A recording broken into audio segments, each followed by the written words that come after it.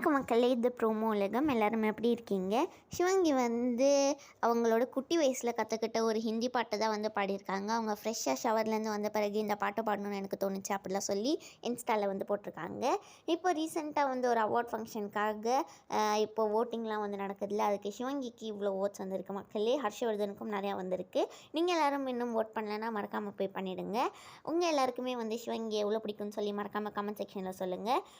அப்புறமா ஹர்ஷவர்தன் அவங்க அப்பா கூட ஒன்றா சேர்ந்து லண்டனில் வந்து ஒரு கான்சர்ட் வந்து பண்ண போகிறாங்க. 2022 கனடாவில் எடுத்த ஒரு ஃபோட்டோவை தான் வந்து சிவங்கி ஷேர் பண்ணியிருக்காங்க. இதில் பரத், ஐயனார், சிவாங்கி இதை மாதிரி எல்லாருமே இருக்காங்க மக்களே. அப்போவும் அவங்க வந்து ஒரு கான்சர்ட்காக தான் போயிருந்தாங்க.